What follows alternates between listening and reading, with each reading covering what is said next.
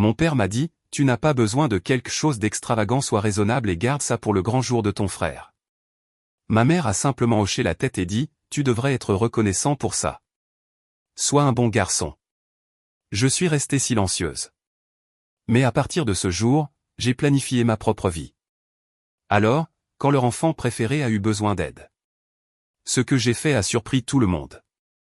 Je m'appelle Chloé Lambert et j'ai 28 ans maintenant. Mais le moment qui a tout façonné s'est produit quand j'avais 16 ans, debout dans la cuisine de mes parents avec un dépliant de restaurant plié à la main. Je ne demandais rien d'extravagant. C'était juste une petite trattoria de l'autre côté de la ville, le genre de dîner d'anniversaire tranquille pour lequel j'avais moi-même économisé. Avant même que je puisse finir d'expliquer, mon père m'a regardé comme si j'avais demandé quelque chose de déraisonnable. Il m'a dit que je n'avais pas besoin de quelque chose d'extravagant, que je devais être censé et laisser ce genre de choses pour le grand jour de mon frère. Ma mère n'a pas dit grand-chose. Elle n'en avait pas besoin. Le hochement de tête qu'elle a fait a suffi pour me dire où je me situais. Je me souviens de l'atmosphère de la pièce. Pas dramatique, pas bruyante, juste un rappel brutal et silencieux que dans ma famille, on s'attendait à ce que j'ai besoin de moins, que je veuille moins, et que je reste à l'écart. Je n'ai pas discuté. Je n'ai pas pleuré. J'ai juste replié ce dépliant en deux et l'ai mis de côté, en prétendant que cela n'avait pas d'importance. Mais c'en avait. Plus qu'ils ne l'ont jamais compris. C'est ce jour-là que j'ai décidé d'arrêter d'espérer les quitter. S'ils allaient me traiter comme l'enfant qui devait toujours être raisonnable, alors je me construirais une vie où je n'aurais jamais à leur demander quoi que ce soit. Et des années plus tard, quand leur enfant préféré s'est retrouvé à court d'options et est venu chercher mon aide, je savais déjà exactement ce que je ferais. Avant de vous dire ce qu'il a dit, et ce qui s'est passé après que je suis parti, dites-moi, quelle heure est-il pour vous en ce moment, et d'où regardez-vous? Je suis curieuse de voir jusqu'où cette histoire voyagera. Le lycée n'a rien changé à ma place dans la maison. Il a simplement rendu le schéma plus difficile à ignorer. La plupart du temps, je me déplaçais au milieu des priorités des autres comme un meuble. À la maison, les seuls emplois du temps qui comptaient vraiment étaient les horaires de travail de mes parents et les entraînements, les réunions et les projets de mon frère. S'il restait de la place, je pouvais m'y insérer. Le nom de mon frère est Eric. Il avait 2 ans de plus que moi et était traité comme un projet à long terme. Au dîner, mes parents parlaient de ses notes, de son entraîneur, de ses options. Chaque petit pas qu'il faisait était un signe qu'il était destiné à quelque chose de plus grand. Et mon travail consistait à débarrasser les assiettes, à écouter et à rester agréable. Les petites différences sont celles qui me sont restées. Quand son équipe avait besoin d'aide, ma mère préparait des gâteaux, organisait des covoiturages et restait tard au gymnase. Quand j'avais un événement, elle signait l'autorisation et me rappelait de ne pas rentrer tard. Les certificats que je ramenais de l'école restaient sur le réfrigérateur pendant une semaine avant d'être ensevelis sous de nouvelles photos de lui tenant des trophées. J'ai commencé à célébrer mes propres victoires en silence et à ranger les papiers avant que quiconque puisse les oublier pour moi. Au moment où Eric a commencé à regarder les universités, notre salon est devenu son centre de planification. Des brochures, des plans de campus et des listes de fournitures pour les chambres d'étudiants couvraient la table basse. Mes parents s'asseyaient avec lui pendant des heures, comparant les programmes et les quartiers. J'étais assise sur la coudoir d'un fauteuil avec mon ordinateur portable ouvert sur les sites web des IUT, faisant défiler les grilles de frais de scolarité et les itinéraires de bus. Personne n'a jamais dit à voix haute qu'il n'y avait pas assez d'argent pour que 2 enfants partent en même temps. Il était simplement entendu qu'Eric aurait l'expérience universitaire complète et que je resterais près de la maison, choisirais un campus sur la ligne de bus, et serais intelligente à ce sujet. Chaque fois que j'essayais de poser des questions sur le logement ou le coût des livres, les réponses étaient vagues, et le sujet revenait à ce dont Eric avait besoin. Le week-end de son emménagement ressemblait à un jour de fête pour lequel le reste d'entre nous travaillait. La voiture était soigneusement chargée, et ma mère n'arrêtait pas de redresser des piles de vêtements pliés pendant que mon père vérifiait 2 fois l'itinéraire vers le campus. Il y a eu des photos dans l'allée, des blagues rapides, de longues étreintes. Je me tenais près de la boîte aux lettres, je suis entré dans une photo quand ils ont appelé mon nom, et j'ai regardé la voiture disparaître au coin de la rue. Quelques semaines plus tard, mon premier jour d'université est arrivé sans aucune cérémonie. J'ai pris un bus de ville à travers Lyon avec un sac à dos et un seul manuel d'occasion en équilibre sur mes genoux. Je suis descendu près d'un bâtiment bas en briques, j'ai fait la queue pour ma carte d'étudiant avec d'autres navetteurs qui avaient l'air aussi fatigués que moi, et je suis allé directement en cours. Ce soir-là, j'ai déverrouillé notre porte d'entrée pour trouver une cuisine silencieuse et un mot me rappelant d'acheter plus de lait en rentrant la prochaine fois. Les frais de scolarité étaient couverts par un mélange de bourse et de tout ce que je pouvais gagner. J'ai pris un emploi à temps partiel dans une épicerie, à remplir les rayons et à apprendre quelles heures étaient les plus chargées. Quand mon superviseur m'a prise à part un soir et m'a qualifié de fiable, j'ai eu l'impression que c'était la première fois que l'effort se transformait en quelque chose de solide. Fiable signifiait des quarts de travail supplémentaires. Et des quarts de travail supplémentaires signifiait que je pouvais me permettre un ordinateur portable d'occasion au lieu de me disputer pour le vieil ordinateur familial. Peu à peu, mon objectif a cessé d'être de me faire remarquer. J'ai commencé à suivre les crédits obtenus, le solde dû, les heures prévues. Lors des rares dîners de famille que nous avions pendant l'absence d'Eric, ma mère me demandait comment allaient les études, puis passait le reste du repas à décrire sa vie sur le campus. Je répondais en quelques phrases courtes et laissais la conversation me passer par-dessus la tête, considérant mon diplôme, mes chèques de paie et mes projets comme le seul filet de sécurité auquel je pouvais vraiment faire confiance. Le travail est devenu le premier endroit où je pouvais respirer sans me mesurer à qui que ce soit d'autre. Après un semestre à jongler entre les cours et les quarts de travail à l'épicerie, j'ai postulé pour un stage administratif dans une société de gestion immobilière de taille moyenne. Je ne pensais pas l'obtenir. La plupart des candidats portaient des chaussures cirées et des portfolios. Je me suis présenté dans un chemisier emprunté et j'ai essayé de donner l'impression de savoir ce que je faisais. Ce qui m'a surprise, ce n'est pas d'avoir obtenu le poste.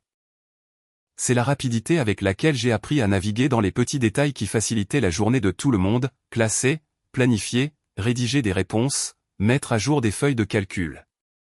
Des tâches simples, mais qui, accumulées, devenaient quelque chose de tangible. Pour la première fois, personne ne me comparait à quelqu'un d'autre.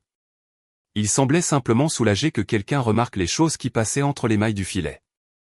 Ma superviseure, une femme soucieuse du détail qui souriait rarement, s'est arrêtée à mon bureau un après-midi et a dit que j'avais un bon instinct pour les systèmes. C'était une phrase si simple, mais elle m'est restée en tête pendant des semaines. Je l'ai écrite dans la marge de mon cahier pendant les cours et je l'ai relue les soirs où j'avais l'impression que rien de ce que je faisais n'avait d'importance. Cela me rappelait que l'effort pouvait être vu quand les gens regardaient vraiment. Au fur et à mesure que le stage se poursuivait, j'ai assumé plus de tâches, petits appels aux fournisseurs, classement des renouvellements de bail, coordination des calendriers de maintenance. J'aimais le rythme de tout cela, l'ordre clair des problèmes qui pouvaient être résolus avec du temps et de l'attention. Lorsque l'entreprise m'a proposé des heures supplémentaires pendant l'été, j'ai accepté immédiatement. Plus d'heures signifiait moins de dépendance envers quiconque à la maison et plus d'espace pour imaginer une vie qui ne gravitait pas autour des attentes de quelqu'un d'autre.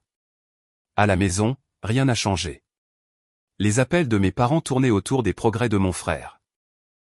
Il avait changé de spécialisation 2 fois, puis s'était décidé pour quelque chose de prometteur, et chaque nouvelle était annoncée avec l'énergie d'un bulletin d'information de dernière minute.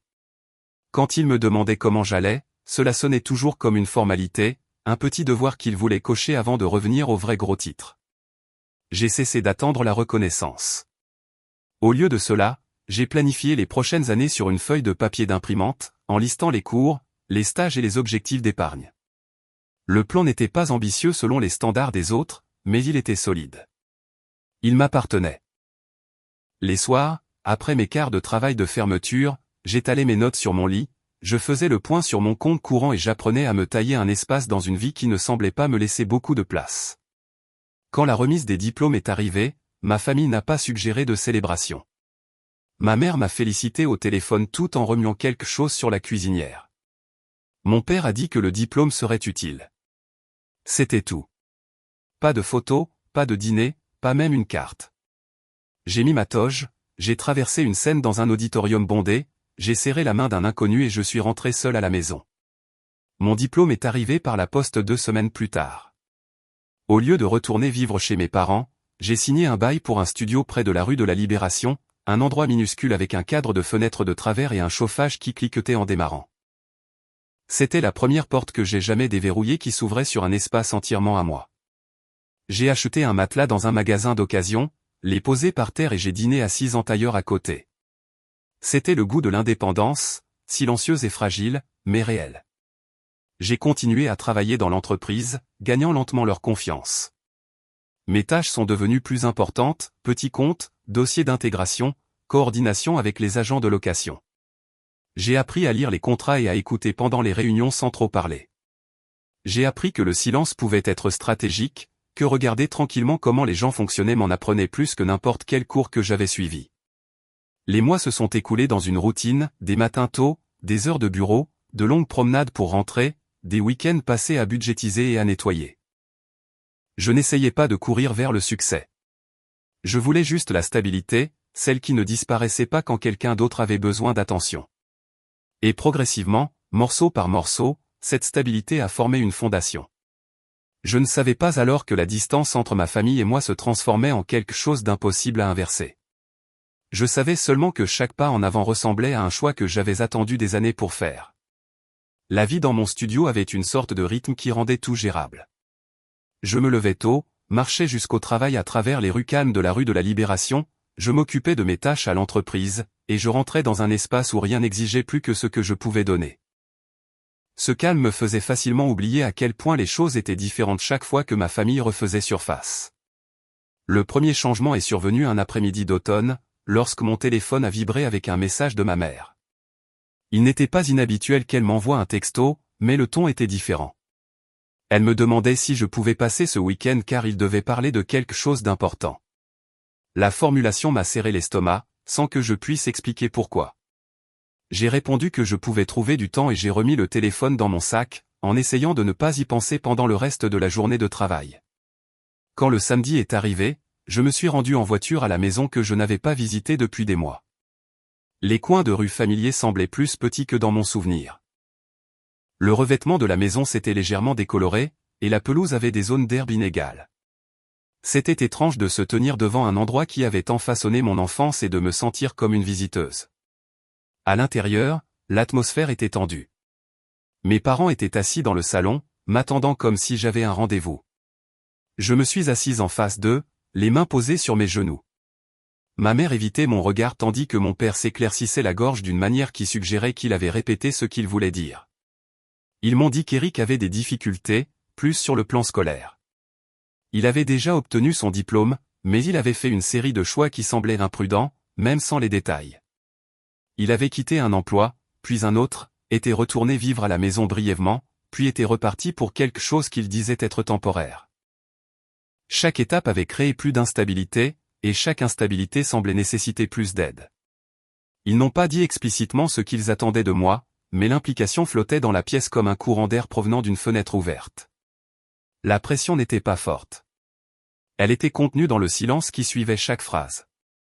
J'ai écouté sans interrompre, sentant quelque chose se resserrer en moi. Pendant des années, j'avais vu les ressources affluer vers lui sans discussion, tandis que toute demande que je faisais était pesée, mesurée, et souvent rejetée comme non nécessaire. Je suis parti cet après-midi-là sans faire de promesses.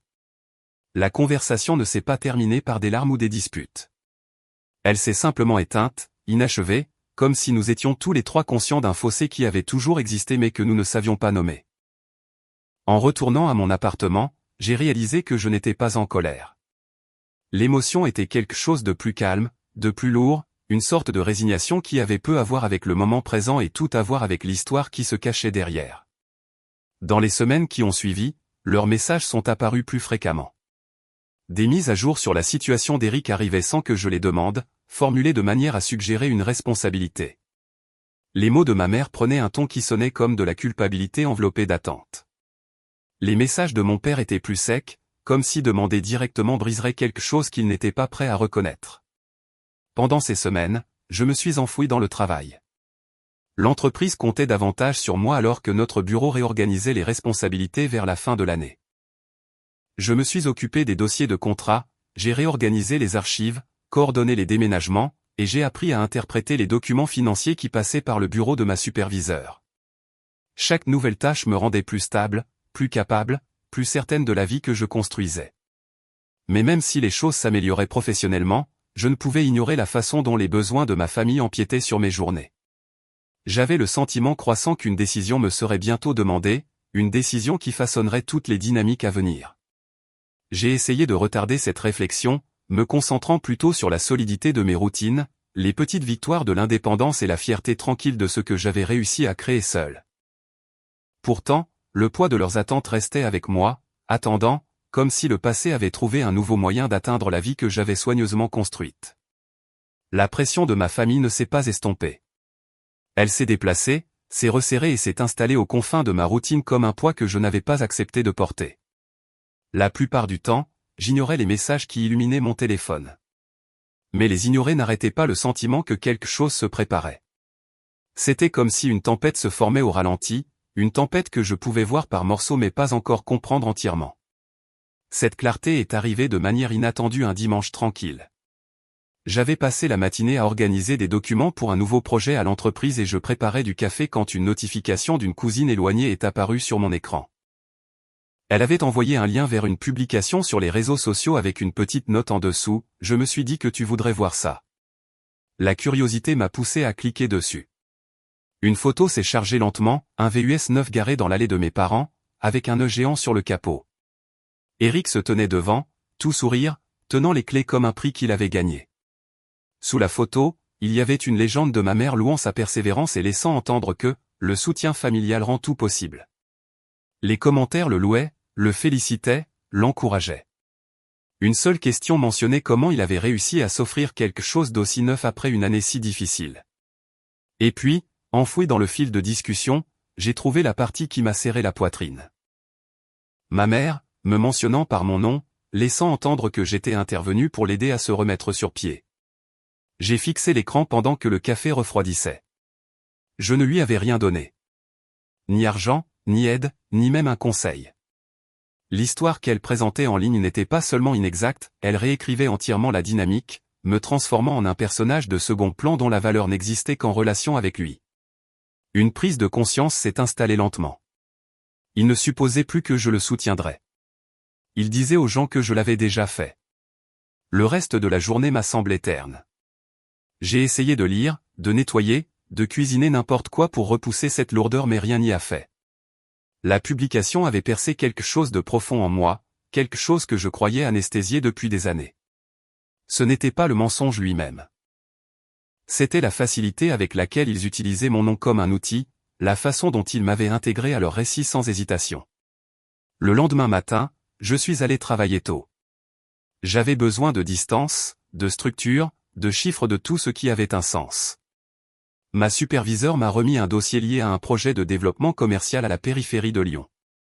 J'ai parcouru les contrats de location, les délais, les notes des entrepreneurs. C'était fastidieux, mais cela m'a ancré. Chaque document complété ajoutait une couche de calme au chaos qui se déroulait à la maison. Pendant le déjeuner, je me suis assise dans la salle de pause, retraçant mentalement la chronologie des derniers mois. L'instabilité d'Eric, le ton tendu de mes parents, l'urgence soudaine de leurs messages, et maintenant une annonce publique me liant à un achat que je n'avais pas fait. Quelque chose ne collait pas. Il n'avait pas l'argent pour une chose pareille, pas sans se serrer la ceinture d'une manière qui ne correspondait pas à la confiance tranquille de cette photo. Le malaise s'est transformé en une question que je ne pouvais ignorer. Que avait-il fait pour s'offrir cette voiture? Cette question m'a suivi toute la semaine. Elle s'insinuait dans mes pensées pendant le classement, refaisait surface lors des réunions du personnel, et persistait pendant que je rentrais à pied dans les soirées froides. Je ne cherchais pas le drame. Je voulais seulement comprendre pourquoi mon nom avait été mêlé à quelque chose dont je n'avais jamais fait partie. Finalement, le besoin de clarté a l'emporté sur l'inconfort.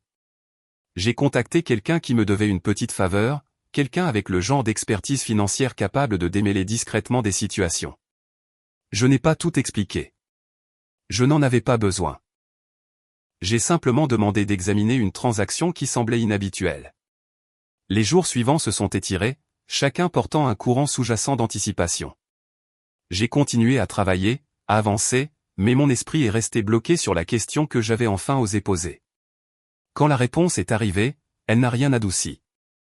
Elle a tout aiguisé, et m'a rapproché d'une vérité qui se formait depuis des années. La distance entre moi et ma famille n'était pas un accident. C'était le résultat de choix certains faits par eux et, maintenant, enfin, certains qui seraient faits par moi. 2 jours après avoir demandé de l'aide, la réponse est arrivée sous la forme d'un court message. Elle avait trouvé quelque chose que je devais voir en personne. Cela seul m'a indiqué que la situation était pire que je ne l'avais imaginé. Après le travail, j'ai marché jusqu'à un petit café près de la station de tramway où nous nous retrouvions de temps en temps. Elle s'est glissée sur le siège en face de moi et a posé un mince dossier sur la table sans cérémonie. Le poids de son expression a suffi à crisper mes mains. À l'intérieur du dossier se trouvaient les détails que mes parents n'avaient jamais prévu que je découvre. Ils avaient refinancé la maison à nouveau et utilisé la valeur nette pour retirer une somme assez importante pour couvrir plus que le coût de la voiture. La documentation montrait des signatures, des dates, et le transfert vers un compte au nom de mon père et d'Éric. Mon nom n'apparaissait nulle part, et pourtant, c'est moi qui étais utilisé comme explication de l'achat. Le premier sentiment n'était pas la colère. C'était quelque chose de plus calme, de plus vif, une sorte de reconnaissance qui se répétait dans ma poitrine. Bien sûr, qu'il l'avait fait. Chaque schéma avec lequel j'avais grandi avait mené à ce moment, leur risque financier, ses besoins, et le silence qu'on attendait de moi. Je l'ai remercié, j'ai placé le dossier dans mon sac, et je suis retourné dans la rue. Lyon semblait plus froide que d'habitude. Les gens se déplaçaient rapidement autour de moi, emmitouflés dans leurs manteaux, se hâtant vers leur destination. Je suis resté immobile un instant, laissant le poids de la vérité s'installer en moi. J'avais toujours soupçonné qu'il y avait une limite à jusqu'où leur choix pouvait m'entraîner. Mais maintenant, cette limite semblait douloureusement sans pertinence. Ils avaient pris des décisions qui mettaient en péril le seul bien qu'ils possédaient. Et ils l'avaient fait sans hésitation. Dans les jours qui ont suivi, quelque chose en moi a changé. Je suis allé travailler avec une concentration plus stable que d'habitude, non par distraction, mais par clarté. Chaque bail que je révisais, chaque rapport financier que j'aidais à préparer, chaque tâche me rappelait la responsabilité qu'ils avaient refusé de porter. J'avais passé des années à apprendre à me stabiliser. Ils avaient passé des années à éviter la stabilité. Un matin, en mettant à jour des dossiers pour un projet de développement, j'ai réalisé qu'il n'y avait aucune voie possible qui impliquerait d'essayer de réparer la situation pour eux. L'idée m'a semblé froide au début, mais elle avait du sens. Je ne leur devais pas de solution à des problèmes qu'ils avaient créés. Je ne leur devais pas une autre version du même sacrifice silencieux que j'avais fait toute mon enfance. Pourtant, les réponses ne suffisaient pas. Je devais voir les conséquences par moi-même.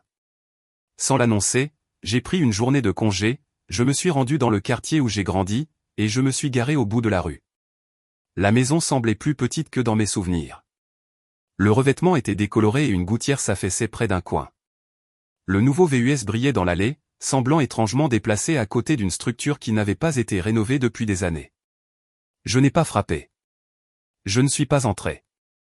J'ai simplement regardé la maison depuis le trottoir, laissant les pièces du puzzle s'assembler, leur risque financier, le récit public, l'attente que j'absorberais les retombées. Debout là, j'ai compris que c'était la dernière fois que je verrais cet endroit comme quelque chose de lié à moi. Sur le chemin du retour, mon esprit est revenu à la stabilité que j'avais construite, le studio, les routines, la confiance lente mais constante qui avait grandi grâce à mon travail. J'ai pensé à ce que signifiait protéger cette stabilité et si les aider détruiraient les fondations que j'avais mis des années à construire. Au moment où j'ai atteint mon immeuble, la décision avait déjà pris forme en moi. S'ils revenaient vers moi, et je soupçonnais qu'ils le feraient, je n'amortirais pas les conséquences. Je n'absorberais pas l'impact de leur choix. Je ne leur permettrais pas de m'intégrer dans une histoire qui n'était pas la mienne. Ce qui suivrait leur appartiendrait. Ma part serait l'honnêteté, pas le sauvetage. Et pour la première fois de ma vie, cela ne semblait pas cruel, mais nécessaire. Le message de mon père est arrivé un jeudi soir alors que je révisais les estimations d'un projet de réaménagement. Sa voix semblait tendue d'une manière que je n'avais jamais entendue auparavant. Il a dit qu'il devait parler, que les choses avaient pris une mauvaise tournure, que c'était à propos d'Éric. Il n'y avait pas d'urgence dans les mots eux-mêmes, mais il y avait du désespoir dans les pauses entre eux. J'ai laissé le message vocal reposer toute la nuit. J'avais besoin de distance avant de laisser leur crise revenir dans mon esprit. Le lendemain matin, j'ai réécouté, puis j'ai posé le téléphone sur mon comptoir. Quoi qu'il se soit passé, quelle que soit la corde qui avait finalement cédé, je savais que je n'y allais pas à l'aveuglette. Plus tard dans la journée, j'ai appelé quelqu'un en qui j'avais confiance, ma cousine Léa. Elle n'était pas proche de mes parents, mais elle avait une façon d'entendre les parties d'une histoire que personne ne disait à voix haute. Lorsque nous nous sommes rencontrés pour un café, elle n'a pas semblé surprise que je l'ai contactée. Elle a tout expliqué calmement, presque prudemment, comme si la vérité pouvait se meurtrir si on la posait trop brusquement. Éric, dit-elle, avait contracté des prêts privés non pas auprès d'une banque, ni d'aucun service réglementé, mais auprès de prêteurs qui opéraient sans contrôle. Les montants étaient substantiels, et les intérêts étaient agressifs. Il avait utilisé l'argent pour maintenir à flot un projet qu'il avait présenté comme temporaire. Celui-ci a rapidement échoué, le laissant avec des dettes qu'il ne pouvait pas rembourser. Mes parents avaient signé des documents liés à la maison pour l'aider à obtenir un de ses prêts. Lorsque les paiements ont pris du retard, le prêteur a commencé à les contacter directement. La voiture n'était que la partie émergée de l'iceberg. Les problèmes plus profonds étaient déjà hors de contrôle. Je suis rentré chez moi à pied après cette conversation, l'air hivernal me cinglant vivement le visage. Je n'ai pas pressé le pas. J'avais besoin de chaque pâté de maison pour comprendre ce que cela signifiait. Ils n'avaient pas seulement risqué leur stabilité. Ils avaient risqué leur maison, la même maison dont ils avaient autrefois insisté sur le fait que je n'avais pas besoin de faire partie. Quelques jours plus tard, mon père a rappelé, et cette fois j'ai répondu. Sa voix portait le poids de quelqu'un qui a peur de dire la vérité sans détour. Il n'a pas décrit toute la situation, je la connaissais déjà, mais il a demandé de l'aide. Il a demandé comme si j'étais la dernière option restante. J'ai organisé une réunion avec lui dans la salle de conférence de mon entreprise. Quand il est arrivé, il avait l'air plus petit, comme si des années l'avaient effleuré d'un seul coup. Je n'ai pas offert de réconfort. Je n'ai rien adouci. J'ai fait preuve de la même fermeté que j'utilisais au travail, celle construite sur la clarté, pas sur l'émotion. Je lui ai dit que je ne pouvais aider qu'à une seule condition. La maison serait transférée à mon nom.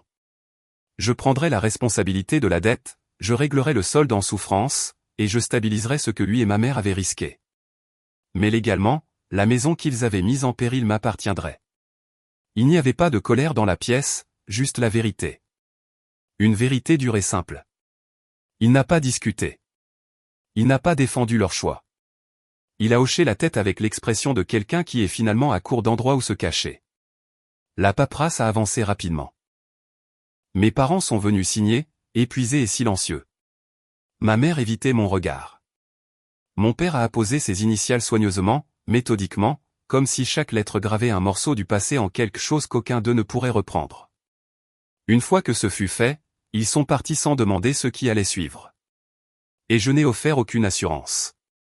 Le transfert était complet. Les conséquences étaient maintenant réelles. Et j'ai senti, pour la première fois depuis des années, la forme exacte de mes limites. Mais Eric n'en avait pas fini. Il m'a contacté des semaines plus tard. Pas pour s'excuser, pas pour reconnaître une quelconque part de ce qui s'était passé, mais pour demander une autre chance, un autre coup de pouce, une autre version du soutien qu'il avait toujours supposé voir apparaître sous ses pieds. Je ne lui ai pas donné. Il a demandé à me voir. J'ai refusé. Il a demandé des conseils. Je suis restée silencieuse. Il a essayé de se présenter comme un incompris. Je ne suis pas intervenu pour aider à réécrire le récit. Je n'ai pas offert de colère. Je n'ai rien offert du tout. Ce silence est devenu la ligne de démarcation entre nous. Mes parents se sont adaptés plus lentement à leur nouvelle réalité. Ils envoyaient de courts messages à propos de la maison, des choses comme les services publics et les réparations, mais rien de personnel. Je ne répondais qu'au strict nécessaire. La distance est devenue non pas une punition, mais une structure, une limite qui tenait enfin.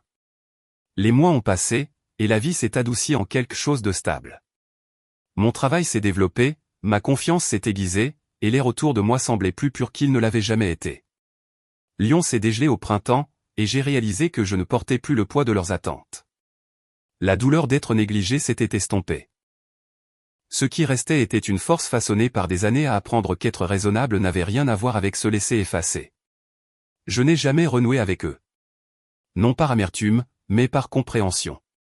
Certaines relations ne se brisent pas. Elles révèlent la vérité qui se cache en dessous. Et une fois que vous la voyez, vous ne pouvez plus faire comme si de rien n'était. Et c'est la leçon que je veux laisser à quiconque écoute. Être la personne fiable ne signifie pas que vous devez votre vie aux gens qui ne se présentent que lorsqu'ils ont besoin de quelque chose. Les limites ne sont pas de la cruauté. La distance n'est pas une trahison. Parfois, la forme la plus honnête d'amour pour soi-même est de prendre ses distances.